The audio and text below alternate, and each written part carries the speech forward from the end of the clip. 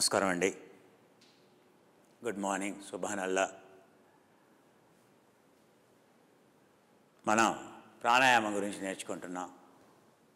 ప్రాణాయామం అనేది ప్రాకృతికమని, వైకృతికమని, మళ్ళీ ఆ ప్రాకృతికం వైకృతికం కాకుండా మూడో రకం కేవలమని, దాంట్లో మాంత్రికమైనటువంటిది, తాంత్రికమైనటువంటిది, వైదికమైనటువంటిది. సో వైదికము, తాంత్రికమని చెప్పుకున్నాం. దక్షిణాచారం ఏంటి, వామాచారం ఏంటో మనం తెలుసుకున్నాం. డే టైంలో మనం ఎంత కాంతిలో పనిచేస్తున్నాం అనేది చాలా ముఖ్యం. సో మినిమం 110 లక్స్ ఉందా లేదా, మీ ఇంట్లో ఎంత ఉండాలా, మినిమం 110 లక్స్ ఉండాలా. 80 కంటే తక్కువ ఉంది అని అంటే ఆ ఇంట్లో ప్రేతాలు, పిశాచాలు దూరుతాయని అర్థం. సో రాత్రిపూట 0, ఏదో మసగ్గా ఉండాలి. అమావాస్య రోజు ఎలా ఉంటుందో, కేవలం నక్షత్రాల వెలుతురు ఎలా ఉంటుందో, రాత్రిపూట మీ ఇంట్లో అలా ఉండాలి. కానీ పగటిపూట వెలుతురు చక్కగా ఉండాలి. ఏ మూలన కూడా చీకటి ఉండకూడదు పగటిపూట మీ ఇంట్లో. రాత్రిపూట ఏ మూలన కూడా వెలుతురు ఉండకూడదు మీ ఇంట్లో. ఇవి ఫండమెంటల్స్. దేనికయ్యా? సో నీ యొక్క మెదడుని, మనసుని ప్రశాంతంగా ఉంచడం కోసం. కంటికి మెదడుకి చాలా దగ్గర సంబంధం ఉంది. మన చెవికి మెదడుకి దగ్గర సంబంధం ఉంది, ముక్కుకి మెదడుకి దగ్గర సంబంధం ఉంది, జిహ్వకి, ఆ తర్వాత మన యొక్క మెదడుకి దగ్గర సంబంధం ఉంది, మన యొక్క చర్మానికి మెదడుకి దగ్గర సంబంధం ఉంది. అందుకే ఈ ఇంద్రియాల్ని, కన్ను అనగానే, కన్ను ఎంతనయ్యా 870 మెగాపిక్సెల్ రిజల్యూషన్. ఇంతవరకు ఏ కెమెరా లేదు 870 మెగాపిక్సెల్ అనేది. అంటే 870 మెగాపిక్సెల్ అంత పిక్సెల్ అంటే 10 కెమెరాలు వాడతారు కలిపి. నీ కన్ను అనేది, నీ కంటి యొక్క రిజల్యూషన్ కానీ, నీ కన్ను యొక్క చూసేటువంటి సత్యం కానీ సో ఏ కెమెరా చూడలేదు. అందుకనే ఆ దేవుడిచ్చినటువంటి ఆ కంటిని మనం జాగ్రత్తగా చూసుకోవాలి, దాన్ని సర్వీసింగ్ చేయాలి. సర్వీసింగ్ చేస్తే ఆ లెన్స్ అనేది, సో కెమెరాలు అన్నిటికంటే వాల్యూ ఏంటయ్యా? లెన్స్. కెమెరా కాస్ట్ ఎక్కువగా ఉండదు, కానీ లెన్స్ కాస్ట్ ఎక్కువగా ఉంటుంది. మంచి లెన్స్ కావాలి అని అంటే, చాలా దూరంగా ఉండేటువంటివి కనపడాలి అని అంటే ఆ లెన్స్ కాస్ట్ ఇంకా ఎక్కువగా ఉంటుంది. కొన్ని లక్షల రూపాయలు ఉంటుంది, కొన్ని లక్షల కోట్ల రూపాయల కెమెరాలు కూడా ఉంటాయి. ఏది మన ఒలింపిక్స్లో వాడే కెమెరాలు కానీ, లేకపోతే ఏది హాలీవుడ్ సినిమాల్లో చూసేటువంటి కెమెరాలు కానీ, మోషన్ పిక్చర్ కెమెరాస్ కానీ వెరీ వెరీ ఎక్స్పెన్సివ్. ఇప్పుడు రాబోయేటువంటి టెక్నాలజీ ఇంకా ఎక్కువగా ఉంది. కానీ మన కంటి ఏదైతే ఉందో, మన కన్ను యొక్క ఏది కలర్స్ కానీ, ఆ తర్వాత చూసేటువంటి రిజల్యూషన్ కానీ ఎప్పుడు పనిచేస్తుందంటే, ఐకి, కంటికి కావాల్సినటువంటి న్యూట్రిషన్ ఉండాలి, కంటికి కావాల్సినటువంటి ప్రాణాయామం చేయాలి. ఇది కంటి యొక్క ఎక్సర్సైజ్. ఈ బ్లింకింగ్ అనేది కంటికి సంబంధించిన ఎక్సర్సైజ్. అంతేకాదు, సో మీకు చిన్నపిల్లలకి ఎక్సర్సైజ్ ఇవ్వాలి. ఏమని? అరే నీ బొట్టు ఎక్కడ ఉందిరా అని అడుగుతాం. అది ఏదో మామూలుగా అనటం కాదు. నీ బొట్టు ఎక్కడ, నీ బొట్టు ఎక్కడ ఉందిరా, నీ యొక్క చీకి, నీ చెంప ఎక్కడుందిరా, ఇక్కడ. సో నీ యొక్క ముక్కు కింది భాగం ఎక్కడుందిరా, ఇక్కడ. నీ నోరు ఎక్కడుందిరా, ఇక్కడ. నీ గడ్డం ఎక్కడుందిరా, ఇక్కడ. సో మీరు పిల్లలకి ఎక్సర్సైజులు విధిగా ఇవ్వాలి. ఎందుకని?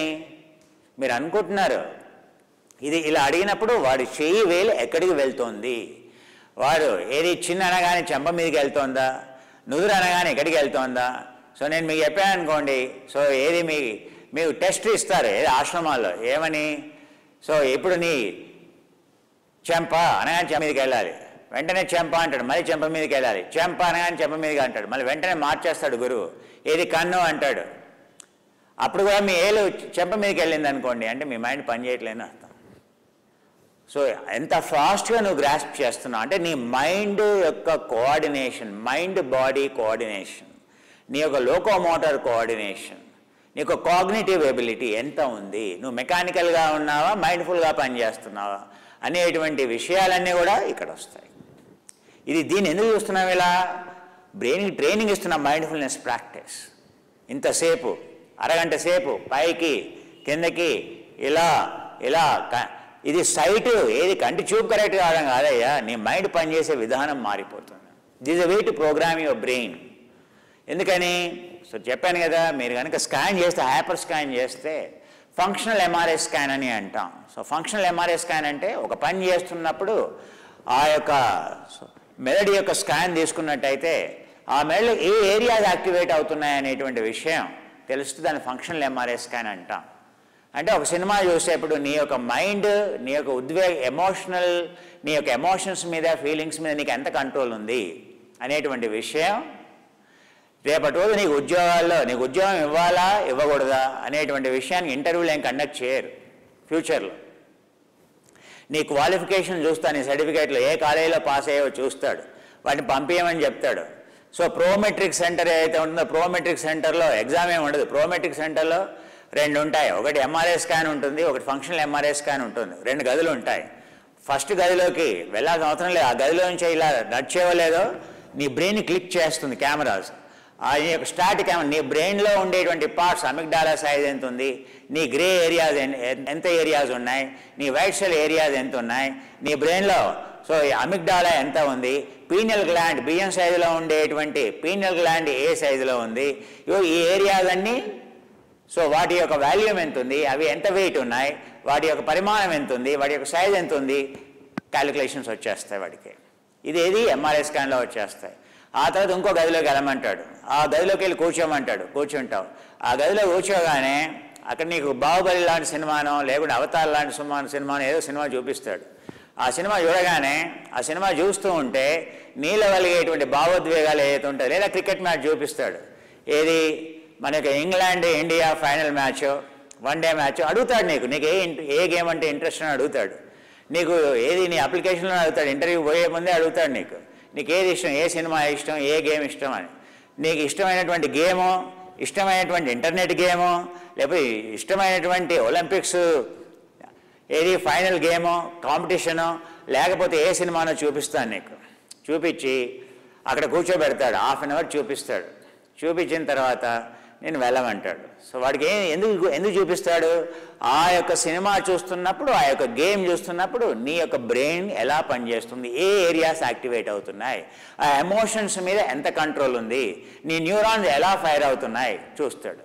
ఎందుకని రేపటి రోజు ఉద్యోగంలో జాయిన్ అయిన తర్వాత నువ్వు ఎంత సెల్ఫిష్వా, నువ్వు నిజంగా అందరినీ ప్రేమించేటువంటి గుణం ఉందా, లేకపోతే కేవలం డబ్బులు సంపాదించడానికి, ఆ తొందరగా ప్రమోషన్లు కొట్టడానికి 4 రోజులు పనిచేసి ఇంకో 5వ రోజు ఇంకా వేరే కంపెనీలో జాబ్ వెతుక్కోవడానికి వెళ్ళడానికి జాయిన్ అయ్యేవా, ట్రైనింగ్కి జాయిన్ అయ్యేవా, లేదా ఆ కంపెనీలో నిజంగా జీవితకాలం అక్కడే నీ యొక్క క్యారియర్ని చూజ్ చేసుకోవడానికి జాయిన్ అయ్యావా, ఆ తర్వాత నీ మనసు నీ యొక్క అరిషడ్ వర్గాల మీద, కోపతాపాల మీద ఎంత కంట్రోల్ ఉంది, నువ్వు నిజంగా ఆనందంగా ఉండేటువంటి వ్యక్తివా, లేకపోతే నువ్వు ఎప్పుడు దుఃఖంగా ఉండేటువంటి వ్యక్తివా, నువ్వు రైట్ బ్రెయిన్తో పనిచేసేటువంటి వ్యక్తివా, నువ్వు లెఫ్ట్ బ్రెయిన్తో పనిచేసేటువంటి వ్యక్తివా, ఇవన్నీ విషయాలు 1/2 అవర్లో తెలిసిపోతుంది. ఆ తర్వాత నేను ఇంటికి పంపించి నువ్వు సెలెక్టెడా కాదా. ఇంటర్వ్యూ ఏముండదు, ఎందుకంటే ఇంటర్వ్యూ అంతా మనం ఏ విధంగా మౌఖికంగా కండక్ట్ చేసేటువంటి ఇంటర్వ్యూలు అయితే ఉన్నాయో మనకు బాగా తెలుసు ఎలా ఆన్సర్ చేయాలి. ఏది యుఎస్ వీసా ఆఫీస్కి వెళ్తే ఎలా ఆన్సర్ చేయాలో మన ఫ్రెండ్స్ అందరూ చెప్పలేదు, ఎలా ఆన్సర్ చేయాలి, ఏం ఆన్సర్ చేయకూడదు, ఏం ఆన్సర్ చేయాలి. సో వాళ్ళకి బాగా తెలుసు. అందుకనే ఫ్యూచర్లో ఇంటర్వ్యూలు ఇలాగే ఉంటాయి. ఆల్రెడీ స్టార్ట్ అయింది. మీరు ఫేస్బుక్లో ఉన్నారు, ఆర్ ట్విట్టర్లో అకౌంట్ ఉంది, లేదా ఫేస్బుక్లో అకౌంట్ ఉంది, వాట్సాప్లో అకౌంట్ ఉంది. అంటే ఏంటి, యు ఆర్ కనెక్టెడ్. అంటే ఏంటి, యాక్చువల్ జనాలకి యువర్ డిస్కనెక్టెడ్. మీ యొక్క చెల్లెలకి, మీ యొక్క అన్నలకి, మీ యొక్క తమ్ముళ్ళకి, మీ యొక్క పేరెంట్స్కి యువర్ డిస్కనెక్టెడ్. వాటి కనెక్టెడ్ అంటే యువర్ డిస్కనెక్టెడ్, అవునా? ఎందుకంటే నీ గదిలో నువ్వు ఉంటావు, నీ లోకంలో నువ్వు ఉంటావు, ఆ మొబైల్ ఫోన్లో తలబెట్టో లేకపోతే ఆ ల్యాప్టాప్లో తలబెట్టో కూర్చుంటావు. అందుకే your disconnected from actual world. Now your connected to factual world. ఆ ఫ్యాక్చువల్ వరల్డ్లో కనెక్ట్ కాగానే ఏమవుతుందయ్యా, వాడికి నీ మీద ఏమీ ప్రేమ లేదు, వాడికి నువ్వంటే ఒక కస్టమర్, అవునా? వాడికి ఏం కావాలి, నీ బలహీనతలు ఏంటి, నీ యొక్క స్ట్రెంగ్స్ ఏంటి, నీ యొక్క బలహీనతలు ఏంటో నీ స్ట్రెంగ్స్ వాడికి ఏం అవసరంలా, నీ బలహీనతలన్నీ వాడు చూస్తాడు, అవునా?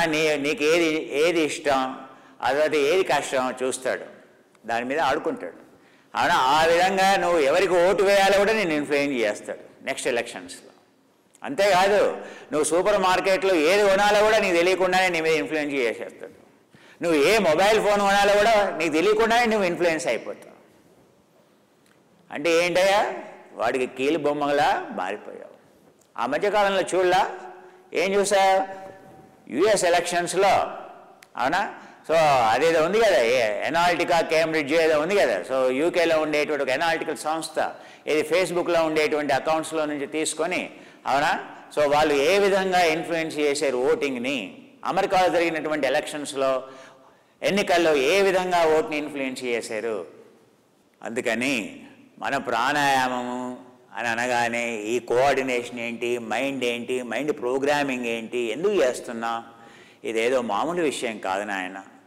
ఏది మనం చేసేటువంటి యోగ విద్య ఏదైతే ఉందో దీని మీద చాలా పరిశోధనలు జరిగాయి. పరిశోధనాత్మకమైనటువంటి విషయాలపైనే నేను మీకు చెప్తున్నాను. అంతేగాని yoga is not for dummies. బాగా గుర్తుపెట్టి, యోగా అంటే చెవటలకని, లేకపోతే ఏది చెట్టు కింద కూర్చొని ముక్కు మూసుకొని కూర్చునే వాళ్ళకని. యోగా అనేది చాలా మేధావులకు మాత్రమే అర్థమవుతుంది. యోగా అనేది నువ్వు నిజంగా యోగాకు వస్తున్నావు, నువ్వు చాలా ఇంటెలిజెంట్ అని అర్థం.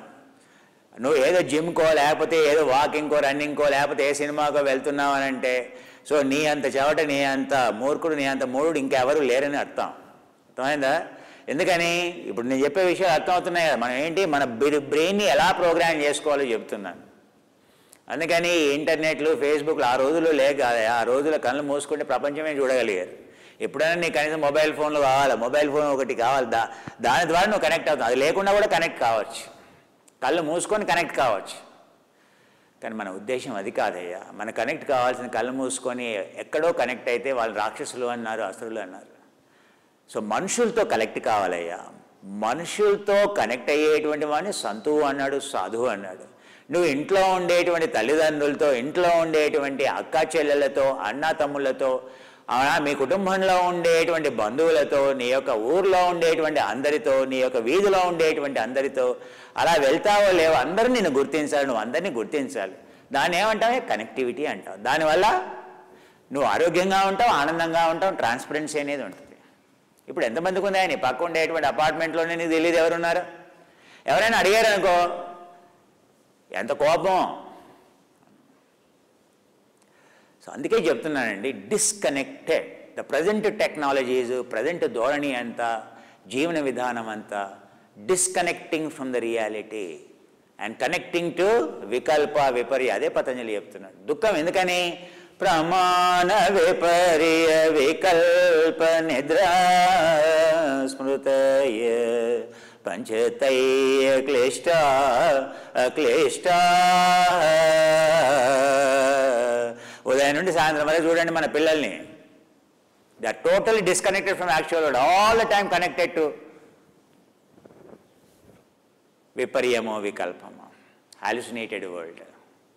ఇంకా దానికి తోడు డార్క్ వెబ్ అని ఒకటి ఉంది, ఇంకా డార్క్ వరల్డ్ అని ఒకటి ఉంది, డార్క్ వెబ్ అని ఉంది, అవునా. ఆ తర్వాత క్రిప్టో కరెన్సీ అని ఉంది. మీరు తెలుసుకోవాల్సినటువంటి విషయాలు చాలా ఉన్నాయి. మన పిల్లలు మనకు తెలియకుండా ఏమేం చేస్తున్నారు మార్కెట్లో, వాళ్ళు ఏ విధంగా డిస్కనెక్ట్ అయిపోయారు, ఎందుకు వాళ్ళకి ప్రాబ్లమ్స్ వస్తున్నాయి, ఉన్నట్టుండి వాళ్ళు ఎందుకు సూసైడ్లు చేసుకుంటున్నారు. వాడు ఏమీ లేదు, ఉన్నట్టుండి వాడు గడ్డాలు పెంచుకొని, మీసాలు పెంచుకొని, ఏదో కోల్పోయినట్టుగా, జీవితంలో ఏదో కష్టం వచ్చినట్టుగా 4 రోజులు ఉండి వాడికి ఏదో అయిపోతుంది, వాడు ఏదో సూసైడ్ చేసుకుంటాడు, ఏదో చేస్తాడు. ఇలాంటి ప్రతిరోజు పేపర్లో ఏదో ఒకటి కనిపిస్తూ ఉంటుంది మీకు. ఎందుకంటే the world which they connected, ఏ ప్రపంచానికైతే వాళ్ళు కనెక్ట్ అయ్యారో ఆ ప్రపంచం అనేది ఏ మాత్రం మంచి ప్రపంచం కాదు. అవునా. ఏమంట ఫోన్లు వచ్చాయో, ఏమంట ఈ విధంగా ఇంటర్నెట్ వచ్చిందో మొత్తం చెడిపోయింది. టెక్నాలజీని ప్రాపర్గా యూజ్ చేసుకునేటువంటి వాళ్ళు ఎంతమంది అయ్యా, ఎంతమంది? మనం ఏం మాట్లాడుతున్నాం? టెక్నాలజీ దేనికి మాట్లాడుతున్నాం? అవునా. అమెరికాలో ఉండేటువంటి అది మెగాబైట్స్, అవునా, ఆప్టికల్ ఫైబర్ కేబుల్ లేకపోతే శాటిలైట్ ద్వారానో సీ కింద ఉండేటువంటి ఆప్టిక్ ఫైబర్ కేబుల్ని ఎంతో ఖర్చు చేసి ఆ డాటా ట్రాన్స్మిషన్ వాడు పంపిస్తున్నాడు. అవునా. ఎంతో ఖర్చుతో కూడినటువంటి టెక్నాలజీ అది. ఆ టెక్నాలజీ దేనికి వాడుకోవాలి? మన యొక్క పురోభివృద్ధికి వాడుకోవాలి, మన యొక్క ప్లానెట్ మంచిగా ఉపయోగించుకోవాలి, మనం ఆనందంగా ఉండడానికి ఉపయోగించుకోవాలి. దేనికి ఉపయోగిస్తున్నా? ఈరోజు ఏం కూర వండుకున్నావురా? అమెరికాలో ఉండేటు, కాలిఫోర్నియాలో, ఇండియాలో ఉండే, ఇవాళ ఏం కూర వండుకున్నావే? అందరూ పప్పు ఎక్కువ ఉందా, లేకపోతే ఉప్పు ఎక్కువ ఉందా? అదే ఎందుకు వండుకున్నావు? నిన్ననే వండుకున్నావుగా, ఇవాళ ఎందుకు? ఇదా టెక్నాలజీని అబ్యూజ్ చేయడం అంటే ఇంకేమైనా ఉందా అండి?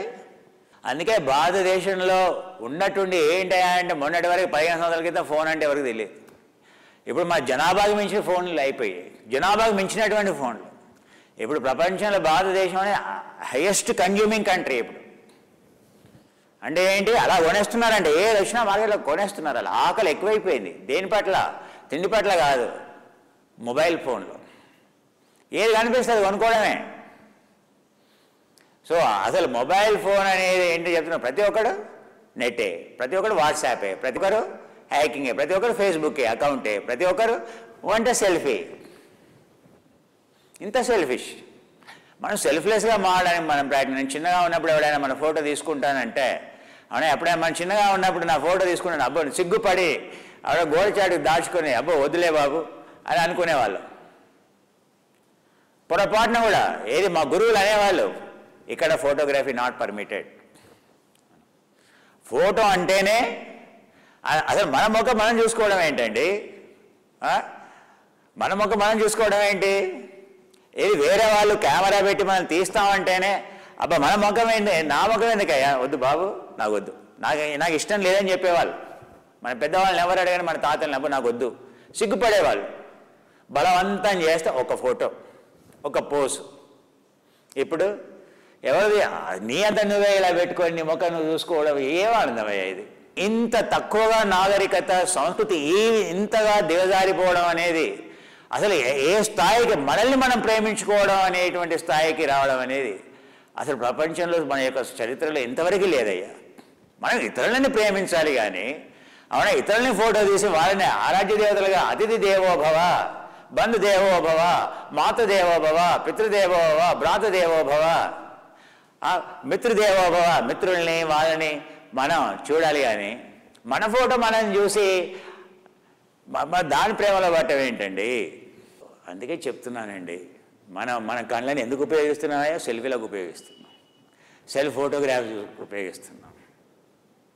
అందుకే సో ఇప్పుడు ఫోన్ అనేది కమ్యూనికేషన్ డివైసింగ్గా కాలేదు. ఫోన్ అనేది ఏమైనా కెమెరా లాగా ఉపయోగపడుతుంది.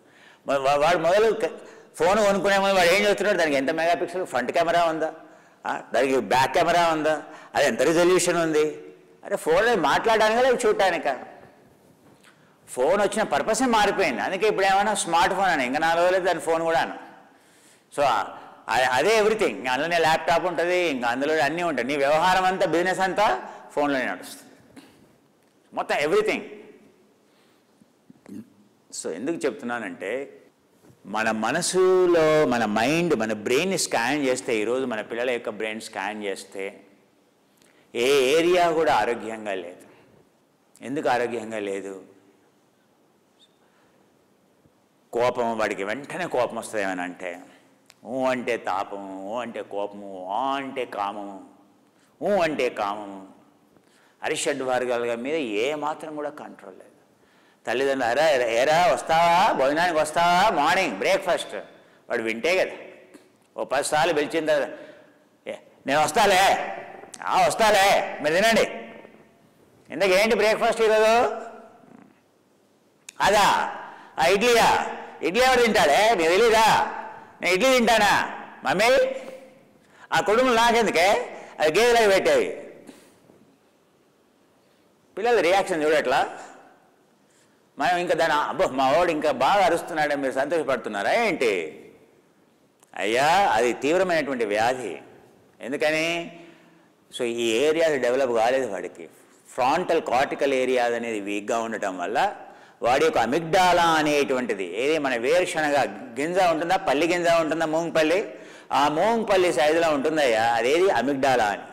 మన పిల్లలు ఈ మధ్య కాలంలో మన పిల్లలు ఏది 15 సంవత్సరాలు, 10 సంవత్సరాలు, 20 సంవత్సరాల వయసులో ఉండేటువంటి పిల్లల యొక్క బ్రెయిన్ స్కాన్ చేస్తే అది చిన్నగా ఉంటే ఎమోషన్స్ మీద కంట్రోల్ ఉన్నట్టు లెక్క. కానీ వీళ్ళ లోపల ఆ యొక్క పల్లి గింజ సైజు కాస్త అది పెరిగింది, చాలా బలంగా తయారైందంట. అంటే ఏంటి? సో వాళ్ళ ఎమోషన్స్ మీద కంట్రోల్ లేవు. అందుకే నువ్వు భోజనానికి పిలిచినా వాడు విననే వినడు. విన్న తర్వాత వాడు నీ మీద విసుక్కుంటాడు కానీ రానే రాడు. సో ఇది వ్యవహారం. ఏది మన యూత్ కానీ లేకపోతే మన పిల్లలు కానీ.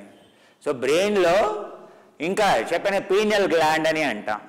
పీనియల్ గ్లాండ్ అనేది మీ యొక్క బ్రెయిన్ మధ్య భాగంలో, కింది భాగంలో బాసుమతి సైజు, బాసుమతి గింజ తెలుసు కదండి, ఆ రైస్ గింజ పరిమాణంలో అది ఉంటుంది. ఇంత ఉంటుంది, సన్నగా ఉంటుంది. అది ఏం చేస్తుందో తెలుసా? మెలటోనిన్ అనేటువంటి ఒక ద్రావణాన్ని అది రిలీజ్ చేస్తుంది పీనియల్ గ్లాండ్. మరి దానికి దీనికి సంబంధం ఏంటి సార్? థైరాయిడ్ని హార్మోన్ని కంట్రోల్ చేసేది, నీ మెటబాలిజాన్ని కంట్రోల్ చేసేది, నీ కణజాలంలో ఉండేటువంటి మైటోకాండ్రియా పాపులేషన్ని కంట్రోల్ చేసేది. దాన్ని ఏమంటామో తెలుసా అండి? సర్కాడియన్ రిథమ్ అని అంటాం. ఆ సర్కాడియన్ రిథాన్ని కంట్రోల్ చేసేటువంటిది ఏంటయ్యా? Pineal gland. ఆ పీనియల్ గ్లాండ్ సైజ్ ఎంతనే? ఇంత ఉంటుంది. ఆ పీనియల్ గ్లాండ్ అనేది పనిచేయడం మానేసింది. ఎందుకని? వీడు రాత్రంతా నిశాచరుడు, అసురుల్లాగా రాత్రంతా మెలుకోవని, ఉదయం అంతా పడుకోవడం. సృష్టిలో ఏ ప్రాణి కూడాను, పశుపక్షాదులు ఏమైనా కూడాను, అవునా? సో అవి సాయంత్రం కాగానే వస్తాయి, గుడి ఏరుకుంటాయి, అవునా? ఉదయం అలా వెళ్తురు కనిపిస్తుందో లేదో వెళ్ళిపోతాయి. సృష్టి అంతా మనం కూడా అక్కడి నుంచే వచ్చాం. మంకీస్ని చూడండి, చింపాంజీని చూడండి, గొరిల్లాస్ని చూడండి, హోమోసేపియన్స్ని చూడండి, సృష్టిలో ఉండేటువంటి సకల జంతురాశిని చూడండి. ఏ చూసినా కూడా ప్రకృతి యొక్క నియమాన్ని, దాన్ని ఆ విధంగా భూమి ఏ విధంగా అయితే రొటేట్ అవుతుందో సన్ చుట్టూ, భూమి మీద ఉండేటువంటి ప్రతిదీ కూడా దానికి అడ్జస్ట్ అయిపోయింది, అడాప్ట్ అయిపోయింది. ఆ అడాప్ట్ కావడాన్ని ఏమంటాం? బయాలజికల్ క్లాక్ అని అంటాం. దాన్నే సర్కాడియన్ రిథమ్ అని అంటాం. అది ప్రతి జీవిలో కూడా ఉంది, ప్రతి కణంలో కూడా ఉంది, అది మనలో కూడా ఉంది. కానీ మనం మనిషిగా పుట్టాం, అదే పొరపాటు. ఏమైందయ్యా? సో ప్రకృతి యొక్క ధర్మాన్ని విరుద్ధంగా మనం నడుచుకుంటున్నాం. ఈ సమస్త సృష్టి ఏ విధంగా అయితే ఆ విధంగా. ఎందుకని? డే టైంలో, పగటిపూట నీ యొక్క కార్టిజాల్, నీ శరీరం అనేది సర్కాడియన్ ఆటోమేటిక్గా కార్టిజాల్ ప్రొడ్యూస్ అవుతుంది. నైట్లో ఏం ప్రొడ్యూస్ అవుతుందయ్యా? ఆటోమేటిక్గా పీనియల్ గ్లాండ్ అనేది ఆటోమేటిక్గా మెలటోనిన్ సీక్రెట్ చేస్తుంది. ఎప్పుడు? చీకటిలో పీనియల్ గ్లాండ్ పనిచేస్తుంది రాత్రిపూట. పగటిపూట అడ్రినల్ గ్లాండ్స్ ఏవైతే ఉన్నాయో అవి కార్టిజాల్ ప్రొడ్యూస్ చేస్తాయి పగటిపూట వెలుతురులో. నువ్వు రాత్రిపూట వెలుతురు పెట్టుకొని మొత్తం సృష్టి అంతా నిద్రపోతూ ఉంటే, వీడు వాడి రూమ్లో, వాడి ఆఫీస్లో లైట్లన్నీ వేసుకొని, ఆ సృష్టికి విరుద్ధంగా వాడు లైట్లు వేసుకొని, పీనియల్ గ్లాండ్ ఏ టైంలోనైతే యాక్చువల్గా పడుకోవాలో వాడు ఆ టైంలో కార్టిజాల్ని యాక్టివేట్ చేస్తే, ఉదయం పూట సమస్త సృష్టి ఏదైతే ఉందో మెలకు ఉండేటువంటి టైంలో వీడు నిద్రపోతూ ఉంటే, ఏ టైంలో అయితే పీనియల్ గ్లాండ్ పడుకుంటుందో ఆ టైంలో దాన్ని వీడు అది మేల్కోదయ్యా. కార్టిజోల్ సెంటర్ యాక్టివేట్ చేయాల్సింది పోయి వీడు పీనియల్ గ్లాండ్ యాక్టివేట్ చేస్తాడు పగటిపూట. రాత్రిపూట పీనియల్ గ్లాండ్ యాక్టివేట్ చేసే బదులు వీడు కార్టిజాల్ని అడ్రినల్ గ్లాండ్ యాక్టివేట్ చేస్తాడు. అందుకే సమస్యలు. దానివల్ల ఏమైందయ్యా? సో పీనియల్ గ్లాండ్ అనేది పనిచేయటం మానేసి, అందుకే insomnia problem, tensions, anxiety, stress. ఒక్క నిమిషం వాడు స్థిమితంగా నిలబడలేడు, ఒక్క నిమిషం ఒక చోట ఉండలేడు. చూడండి, ఒక పేరా కూడా వాడు చూడలేడు. వాడు వెంటనే వాడు ఏమన్నా బోర్ వస్తుంది మమ్మీ, అటెన్షన్ స్పాన్ లేదు వాడికి. వాడి బ్రెయిన్లో ఏదైతే ఓపికతో కూడినటువంటి సమత్వాన్ని ఇచ్చి సహనాన్ని ఇచ్చేటువంటి ఏ ఏరియాస్ అయితే ఉన్నాయో ఆ ఏరియాస్ ఏవి పనిచేయట్లేదు, బలహీనంగా అయిపోయి. Today we use our eyes a lot. We have eye nutrition called. It really helps. Drishti, vision enhancing, astaxanthin tool. It has taurine tool, leucine tool. It has lutein tool, zeaxanthin tool, the best of the xanthines. No one can give those quantity, that purity, that much of concentration. It works, helps. Every day you watch your LED screen, your eye is damaged. So you must use for your children and you. This eye damage, eye nutrition, to prevent free radicals, Blu-ray eye damage, or UVB damage, or acid-alkali environment damage. I have given you 3 tools for your eyes. One is burning eye drop. Another one is lubricating eye drop, which is very important because your eyes goes dry when you are watching mobile. You don't even notice. Every day, minimum 3 to 4 times, every 2 hours of working in front of your computer, you must. We have a powerful 99.9 and patented, so Blu-ray 100, arresting Blu-ray, 5 kinds of the rays it will arrest. So that sheet you should buy in your home, LED lights too, your laptop too, everywhere. Your TV too, you must cover that. Understand? So that is the first precaution. Eyes you can protect. Number 2 is that these are eye drops. Right now, what are the eye drops we have in the market? They are lubricate, they also remove the protein synthesis, they trigger the protein synthesis. Okay. But if you have more eye damage, there is burning, literally it burns, so they will be helpful to repair if the damage is more. But sugar there are a lot of other things you have to take care if you want to restore your eye. Suppose blood sugar is high, and one side your blood sugar is high, one side it won't help. Especially blood sugar is of one which damages the eye, smallest capillaries, rod cells and cone cells. Sugar is a culprit, let me tell you. More than even a fat. Understand? Because eyes need constant fuel, so carbs is fuel. But when blood glucose exceeds, just as I told you, it becomes like a blade. It just blocks your vision. The entire glaucoma, etc. today are macular degeneration just because of this.